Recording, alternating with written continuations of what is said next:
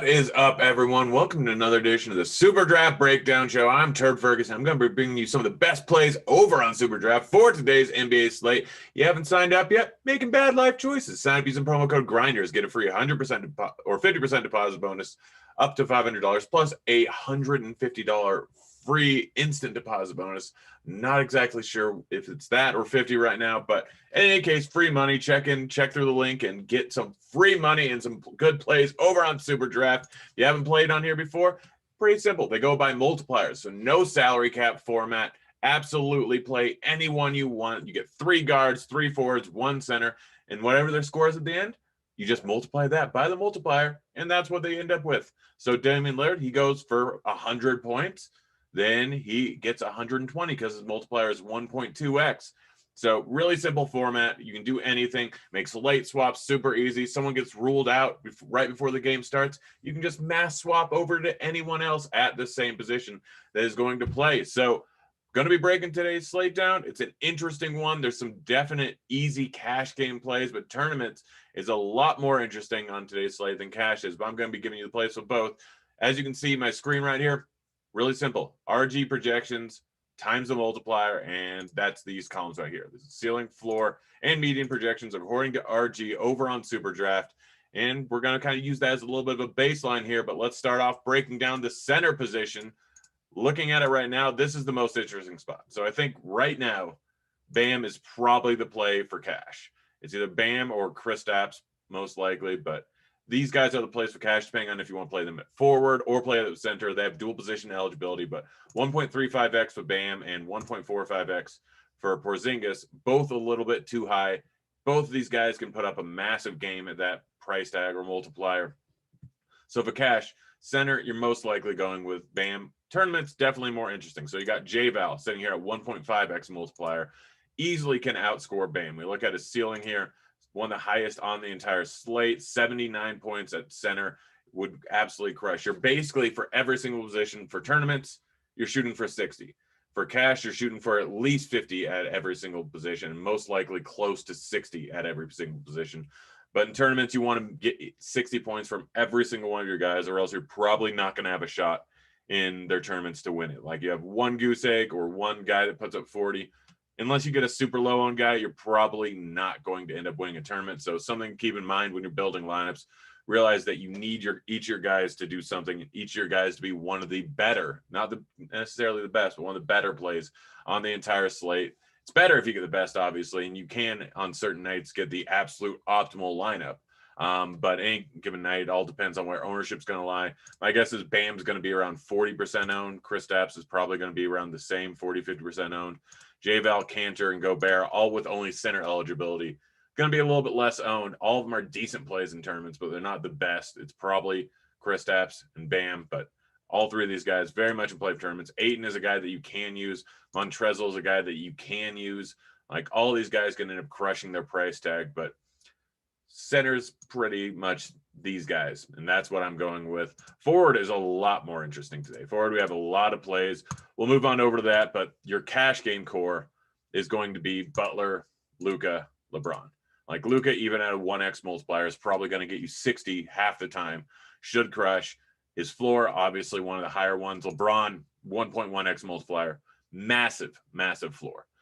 Near 50 points. I'm planning on locking him in for cash, like no question about it, as long as he plays. Matchup versus Washington, one of the best on the board. Obviously, no Davis still, so LeBron is just a lock and load. I wouldn't be surprised if I just lock him in on tournaments too, because he's a guy that even at high ownership, he's not going to put up a dud too often. Like we literally see his floor being 49.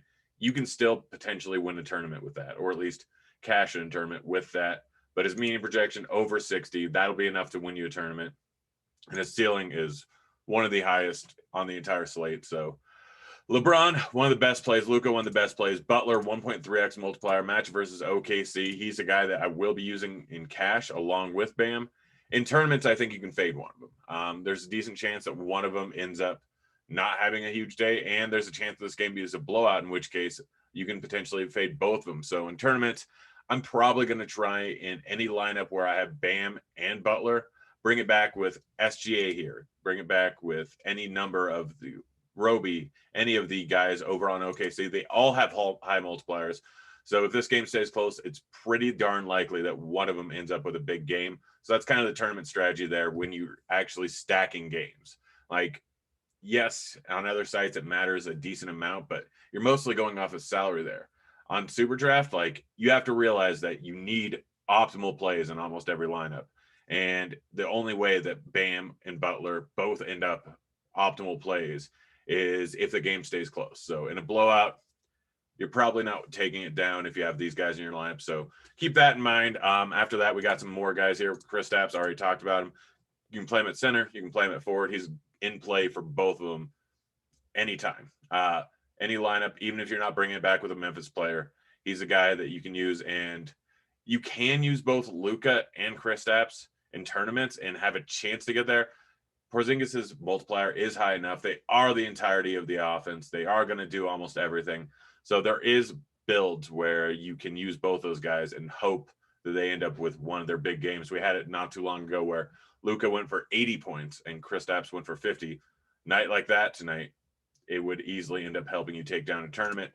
Kuzma, guy that I will look into quite a bit. Obviously, big score, getting the starting nod without Davis in there. 1.7x multiplier. So with him, you're looking around 35 points is kind of the minimum that you need to in order to take down a tournament. I think that he can do that. I think that is just a great spot going up against Washington. He's a guy that I'm not going to get to in cash most likely, but in tournaments, I will have a high amount of exposure with him, especially considering two of the best plays when we get to guard are going to be Beal and Westbrook.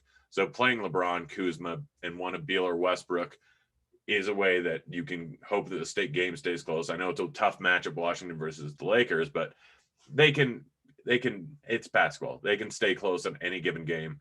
So Kuzma is definitely a guy that I will be using quite a bit, especially in game stacks. If you have any questions, guys, anyone watching right now, go ahead and drop them into chat. Anything about game theory on Superdraft, anything about player selection today, or anything you want to see in these videos in the future, go ahead and drop it into the chat section, and I'll try and get to it throughout the show. But after this, we got Hayward, who hasn't been great recently, but a decent 1.45x multiplier. He can have a big game. Rozier is probably going to be fairly chalky.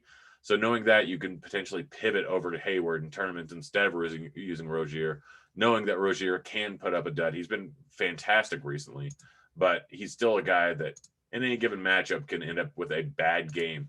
So I am planning on using a little bit of Hayward, not going overboard, but on lineups where I don't have Rozier, where I don't have LaMelo, just kind of go with Hayward and hope that Rozier's massive usage recently is going to go down a little bit, although it could just be because balls and linemen may be around to stay. Roby, guy that I will use in tournaments, kind of a low floor, kind of a high ceiling. So it's always up in the air whether he's going to have a good game or not. But at a high multiplier of 1.8x over on Superdraft, it's a mix between FanDuel and DraftKings scoring. So double bonus, triple bonus, 3.5 points for a 3-pointer, assists, steals, same as DraftKings, but blocks and steals are worth 3 like they are over on FanDuel, and turnovers are -1.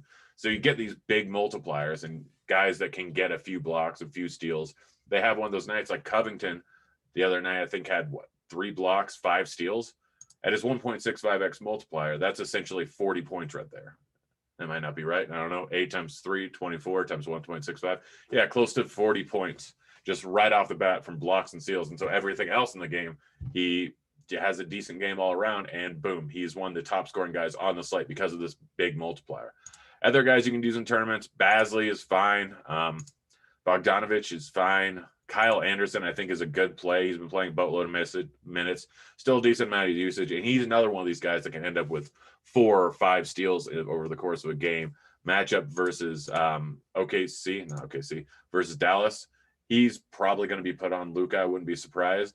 And just the amount of usage that Luka has, he can end up with a few turnovers, and Kyle Anderson could be the big beneficiary of that.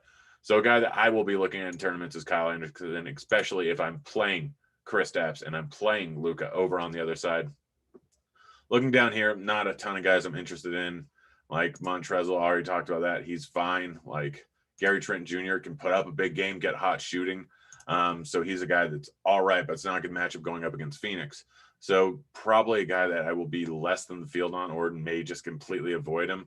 Same thing with a guy like Duncan Robinson, a guy like Mikal Bridges, Jay Crowder. All these guys can pop up threes and get a few blocks and steals, but more than likely, a lot of the time they're going to end up with such a low floor. I mean, we look at their 20th percentile outcome, 24 points, 24 points, 21 points, 22 points.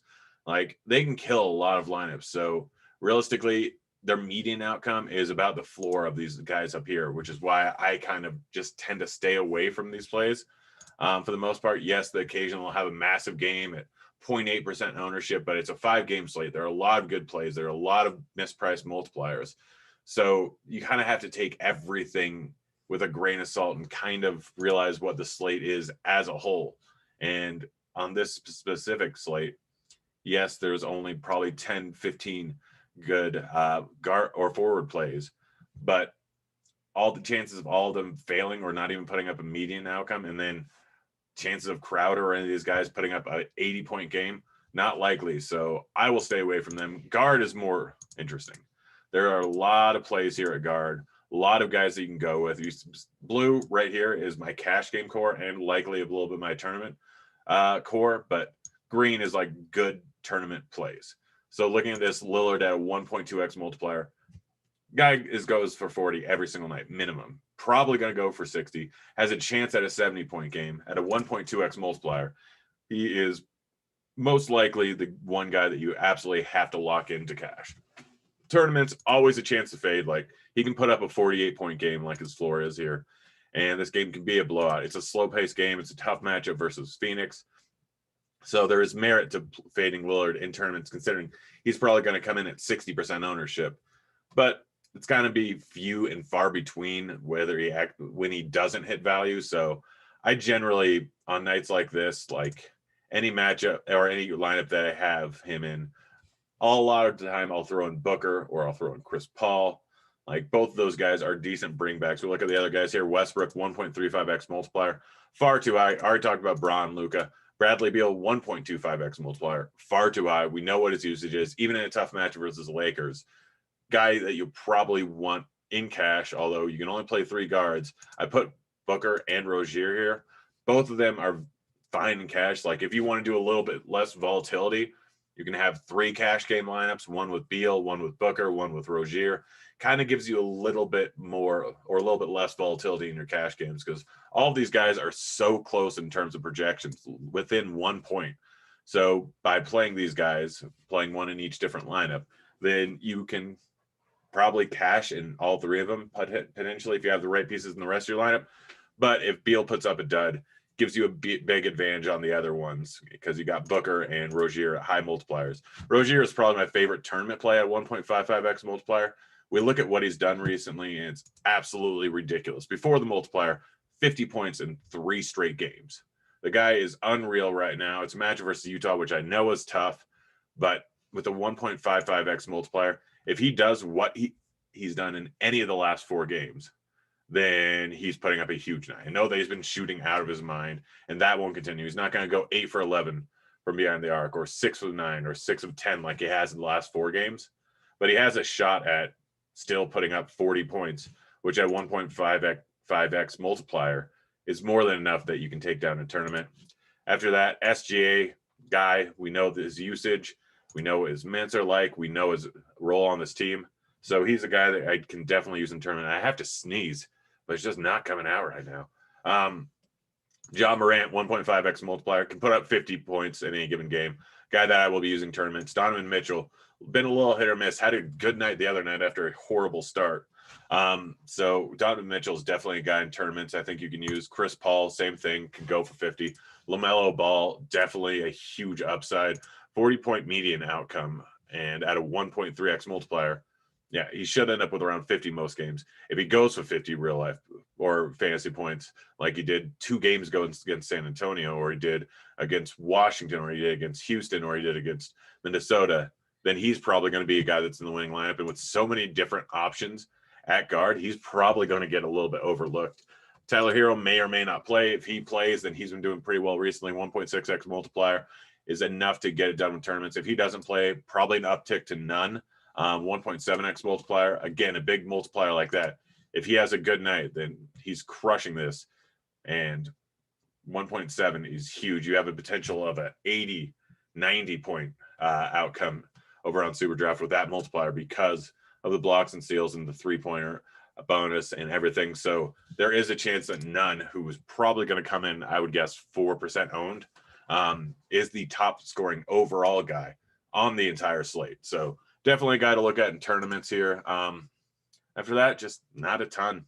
Like I said, Gary Trent Jr., not someone that's probably going to be in the winning lineup. Clarkson can get hot any given night coming off the bench, and just they might give him a little bit more run, but more than likely not going to get there. Diallo, too low multiplier. Grayson Allen getting the start, could get hot, high multiplier, but realistically, it's not high enough. If he was around 2, I'd think about it a little bit more, but at 1.85, there's too many potential games where he's going to end up with absolutely nothing. Like we see his floor outcome after his multiplier is 17.6. Like you have a 17.6 in your lineup. That lineup's dead in tournaments. Absolutely dead in tournaments. Definitely dead in cash. So you don't really go too far down on today's slate with so many guys at higher multipliers. Like if Lillard was at 1, a 1 multiplier, if Russell Westbrook was at a 1.1, if Beal was at a 1 multiplier like they have been on a lot of recent slates, then you could take more shots on these guys down here. But my core, the guys I'll be using, pretty much right here. I don't see use for anyone else at guard, but that's just kind of what it is, guys. Again, any questions here? Kind of made it through this one a little bit quicker than normal. It's a pretty cut and dry slate. Remember, it starts a half hour after normal lock over on DraftKings and FanDuel. The first game they aren't on the slate, Houston versus Chicago. They just took that off, decided to make lock a half hour late. Gives you a little bit extra time to get those inactives and any potential late scratches. And also it gives you time after you're done with the other lineups to hop on over there. So I'm a big fan of it. I really like it. I think that it's a pretty good way to do things. It just don't really need to pay attention to that standalone game. And you've got 5 games over the course of 2 hours right afterwards, or an hour and a half right afterwards. So I like it. Nice way to do things, but it looks like we don't have any questions here. So we're probably going to get out of here early, guys. It's fun. Again, get signed up with the promo code Grinders, get a free instant deposit bonus by depositing, plus a 50% deposit bonus, I think up to $500. Double check with that. But yeah, free money, great site, overlay almost every single day. $15 tournament, $4 tournament, $1 tournament, $100 tournament. So whatever your bankroll is, it's probably got some tournament for you, and you can max it out. I think it's 150 entry max on some of them. Some of them are 3 entry max ones, like the $100 tournament. Cash game, they only have a 3% rake. Oh gosh, the sneeze is coming. Time to get out of here, guys. It's been fun. Good luck on Superdraft tonight. Anything you want to see on the show in the future, let me know. But I'm out of here. See you, kids.